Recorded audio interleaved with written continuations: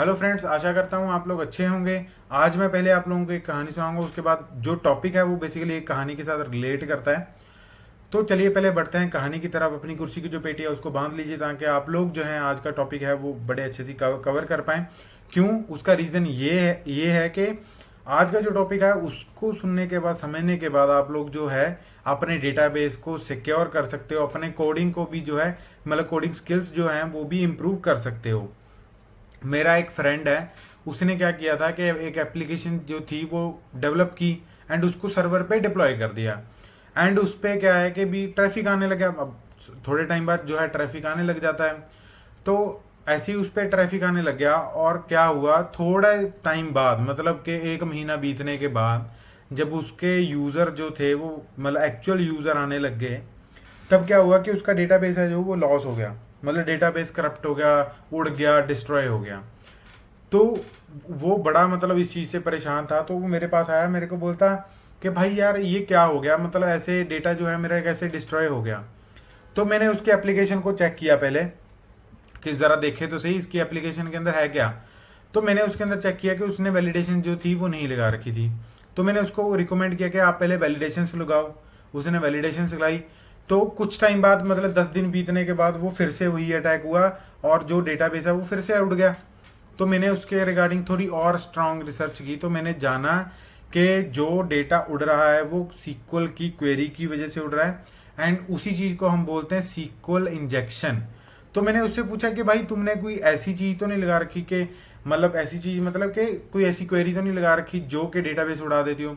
वो कहता है यार मैं पागल हूँ कि मैं अपना डेटाबेस उड़ाऊंगा। तो मैंने उसको बोला भाई ये कोई ना कोई तुम्हारे सीक्वल इंजेक्शन जो है वो कोड के अंदर डाल रहा है, जिसके कारण क्या है कि तुम्हारा जो डेटाबेस है वो उड़ रहा है। तो आज का जो हमारा टॉपिक है बेसिकली वही है कि सीक्वल इंजेक्शंस क्या होते हैं, इनसे हम कैसे बच सकते हैं और जो अटैकर होता है वो कैसे कैसे अटैक कर सकता है। तो पहले अगर हम बचेंगे तभी ना, जब हमें ये पता होगा कि वो अटैकर है वो कैसे अटैक कर सकता है। तो ये सारी चीज़ें मैं इस वीडियो के अंदर कवर करने वाला हूँ। एंड जो जो इस वीडियो को सुन लेगा वो उसकी जो कोडिंग स्किल्स हैं वो भी इंप्रूव हो जाएंगी एंड जो डेटाबेस सिक्योरिटी है वो भी क्या हो जाएगी, इंप्रूव हो जाएगी। तो सबसे पहले क्या है, हम डेफिनेशन पढ़ते हैं सीक्वल इंजेक्शंस की। जो सीक्वल इंजेक्शंस होते हैं वो क्या होते हैं, एक ऐसी टेक्निक होती है जो माइट भी आपका जो डेटाबेस है उसको उड़ा दे। जहाँ हो सकता है कि आपका जो डेटा है वो लीक हो जाए।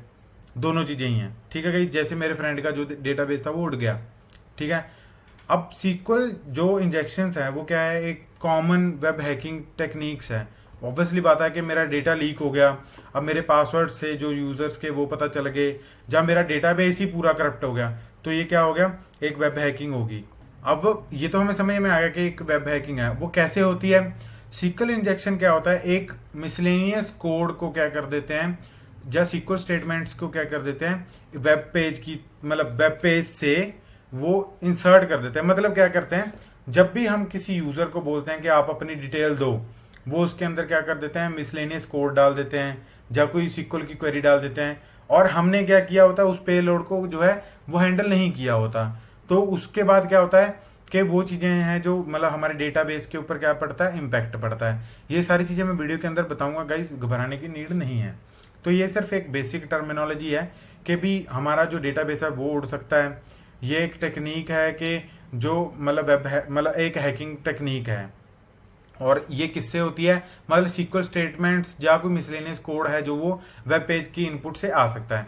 तो इन चीज़ों से हमने क्या है, बचना है। अब वो कैसे बच सकते हैं, पहले मैं ये बताऊंगा कि वो आता कैसे है, फिर हम ये जानेंगे कि वो उससे बच कैसे सकते हैं। तो गाइज यहाँ पे क्या है कि मान लो हम यूज़र को तो बोलेंगे कि भाई अगर तुम अपनी प्रोफाइल को गेट करना चाहते हो या कोई आईडी को सर्च करना चाहते हो तो आप क्या दो, या तो यूज़र नेम दो या यूज़र आईडी दो जिसको आप मतलब ढूंढना चाहते हो। अब फेसबुक पे लोग अपनी गर्लफ्रेंड को ढूंढते हैं, वो कैसे ढूंढते हैं, उसका नाम से मतलब उसके यूज़र नेम से।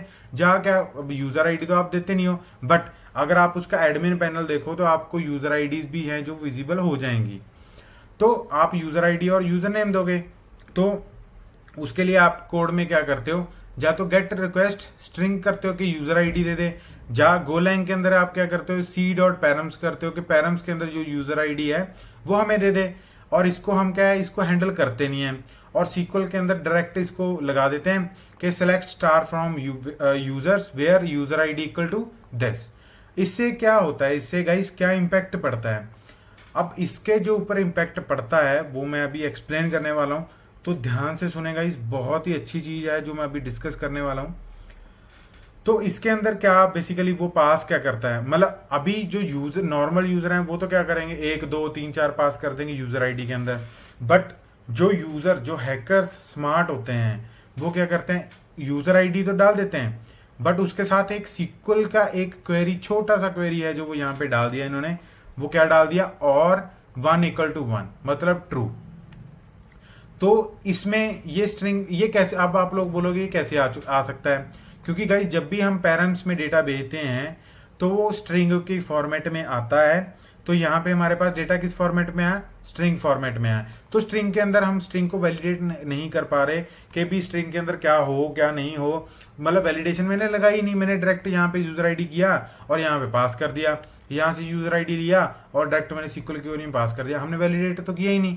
तो इससे क्या होगा, ये क्वेरी है एज इट इज लग जाएगी। वो दिखेगी कैसे, पहले हमारी क्वेरी क्या थी, select star from users where user ID equal to this. अभी क्या होगी हमारी, select star from users where user ID equal to, हमने क्या पास किया था, 10 पास किया था। तो यहाँ पे 10 तो आ चुका है, 10 के साथ और क्या आ चुका है, और 1 = 1 मतलब के ट्रू। तो ये क्या करेगा, दिस इक्वल क्वेरी जो अब क्वेरी है वो वैलिड क्वेरी है। ये क्या करेगी, सारे जो रोज हैं यूजर टेबल के अंदर वो सारे आपको लाके, मतलब जिसने ये क्वेरी की थी उसको लाके दे देगा। अब यूजर टेबल के अंदर क्या हो सकता है, आपकी यूजर के रिलेटेड बहुत ही कॉन्फिडेंशियल इंफॉर्मेशन हो सकती है, लाइक उसका नेम, उसका पासवर्ड, उसकी ईमेल एड्रेस और उसके पर्सनल एड्रेसेस भी हो सकते हैं, फोन नंबर हो सकता है, ईमेल हो सकता है। तो मतलब बहुत सारी चीजें होती हैं जो मतलब वो निकाल सकता है। तो बड़े भाई बाप रे बाप, ये बहुत ही ये मिसलेनियस चीज है कि हमारा डेटा है जो वो कोई और लेके जा रहा है। तो हम उसको कैसे ओवरकम कर सकते हैं, तो ये मैं वीडियो के बिल्कुल एंड में बताऊंगा। तो और भी जो क्वेरीज हैं, बंदे ये नहीं है कि सिर्फ क्वेरी पैरामीटर के अंदर ही डेटा डाल सकते हैं, और भी बहुत सारे मेथड्स हैं, मैं वीडियो के अंदर सारे कवर करूंगा गाइस। तो अब नेक्स्ट क्या है कि अब यूजर ने क्वेरी डाली, अब आपने क्या लगा रखा था कि आपको यूजर स्पेसिफिक कुछ फील्ड्स चाहिए थे, यूजर आईडी, नेम, पासवर्ड। तो उससे क्या हुआ कि उसने सेम क्वेरी चलाई और आपको क्या, उसको क्या मिल गया, user ID, name and password, ये 3 चीजें उसको मिल गई। मतलब ये भी क्या करेगी, सारी यूजर्स में से जितनी भी रोज हैं सारी निकालेगी और लाके उसको हैकर को दे देगी। तो इससे क्या हो जाएगा, हमारा डेटा जो है वो लीक हो जाएगा।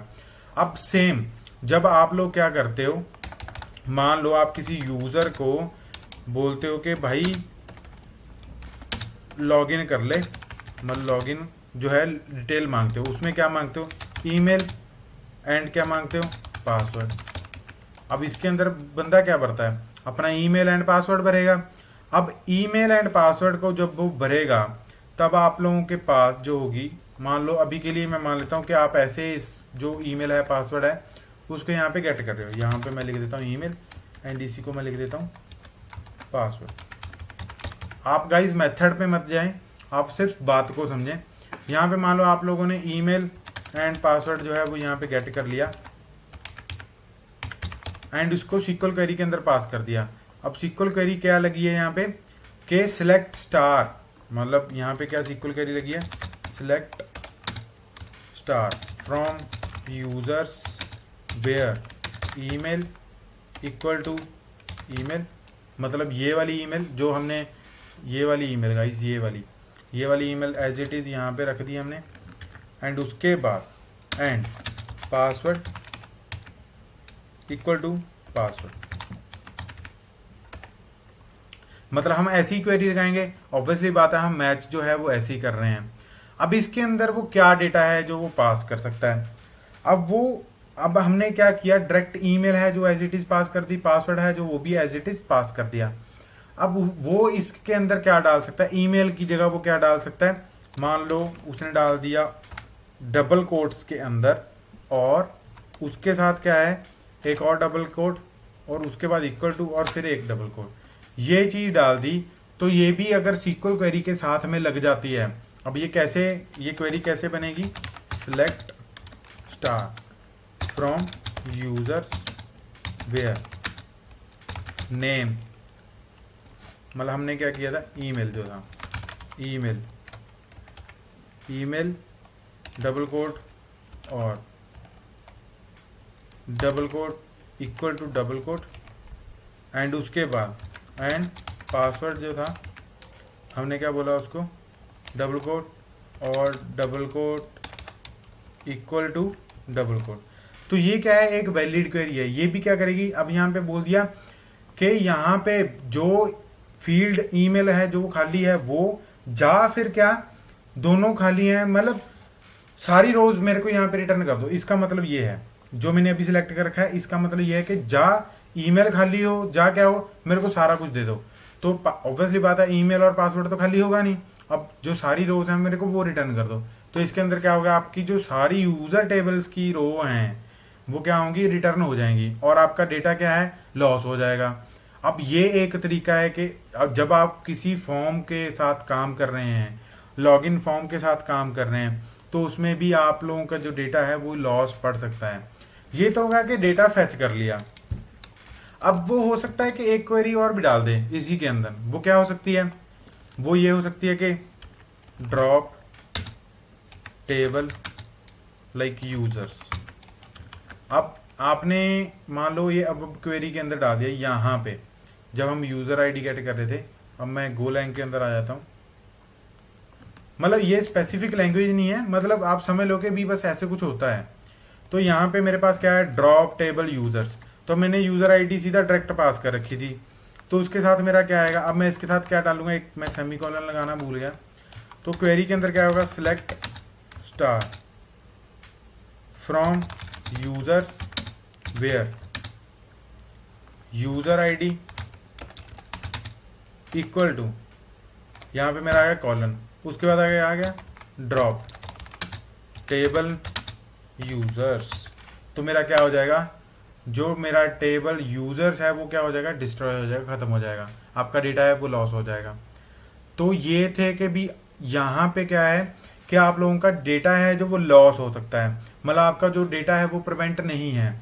तो आप इन चीज़ों को कैसे प्रिवेंट कर सकते हो, कैसे हैकर को है जो वो रोक सकते हो, तो अभी मैं वो सारी चीज़ें जो है आप लोगों के साथ डिस्कस करने वाला हूँ, तो वीडियो के साथ बने रहें। तो आपको जो पहली चीज़ करनी है वो क्या करनी है, अब प्रिवेंट करने के लिए पहले आप लोगों को क्या है, यूज़र आईडी है जो वो चेक करनी पड़ेगी। वो कैसे चेक करेंगे, अब मान लो कि आप लोगों की यूज़र आईडी है जो वो इंटीजर है, तो यहाँ पे आप यूज़र आईडी को जो है कन्वर्ट कर दो, कन्वर्ट इट इनटू इंटीजर। जब भी यहाँ पे क्या आएगा, स्ट्रिंग आएगा। अब उसके अंदर मान लो बंदे ने डाल दिया ड्रॉप टेबल, मतलब जो हमने अभी देखा था ये वाला डाल दिया ड्रॉप टेबल, तो यहाँ पे क्या आएगा, अब जब भी वो कन्वर्जन में जाएगा कि उसको इंटीजर में कन्वर्ट करने के लिए, तो ये कन्वर्ट नहीं हो पाएगा, क्योंकि ये क्या है, एक स्ट्रिंग है, कैरेक्टर्स हैं, ये उसको कन्वर्ट नहीं कर पाएगा और वहाँ से एरर जो है वो रिटर्न कर देगा। ये होगा कोडिंग लेवल पे। अब जो सीक्वल क्वेरी है वो क्या करती है, वो एक ऑपरेटर है जो वो प्रोवाइड करती है, उसका नाम है @ एट द रेट के साथ आपको क्या देना पड़ता है, सीक्वेंस, लाइक 0, @1, @2। ये मतलब सीक्वेंस अप टू n हो सकता है। तो ये सीक्वेंस किसी को डिपेंड मतलब रिप्रेजेंट करता है कि आपके नंबर ऑफ पैरामीटर जो आप सीक्वल क्वेरी के अंदर डालना चाहते हैं, तो ये उसी सीक्वेंस के फॉलो करेगा। लाइक आपका जो पहला पैरामीटर है वो यहाँ पे आएगा, दूसरा पैरामीटर यहाँ पे आएगा, तीसरा पैरामीटर है जो यहाँ पे आएगा। अब गोलैंग के अंदर ये कैसे होता है, ये ऐसे क्वेश्चन मार्क के थ्रू जो पैरामीटर्स हैं, मतलब 0, 1, 2 वो क्वेश्चन मार्क से रिप्रेजेंट करता है, @ तो उधर भी लगेगा ही लगेगा। तो गाइज ये चीज़ें के साथ आप लोग जो है सीक्वल इंजेक्शन को प्रिवेंट कर सकते हैं। आशा करता हूँ आप लोगों को जो ये सीक्वल इंजेक्शन के रिगार्डिंग लेक्चर है वो समझ में आ चुका होगा। ये सिर्फ ये समझाने का पर्पज़ था कि अभी सीक्वल इंजेक्शन होते क्या हैं, इनको कैसे यूज़ किया जाता है, मतलब कैसे लोग यूज़ करते हैं आपका डेटा हैक करने के लिए, और तीसरी बात है कि इसको कैसे प्रिवेंट कर सकते हैं हम कोडिंग के ज़रिए। तो आशा करता हूँ आप लोगों को ये चीज़ समझ में आ चुकी होगी। अब आप लोग भी हैं अपने कोडिंग में इस चीज़ को इम्प्लीमेंट कर लीजिए। वीडियो अच्छी लगी हो चैनल को सब्सक्राइब करें, वीडियो अच्छी लगी हो तो लाइक भी कर दें, कमेंट भी कर दें, अगर कोई डाउट हो फिर भी तो मेरे को कमेंट करके जो है प्लीज़ बताएं। Thank you for watching guys.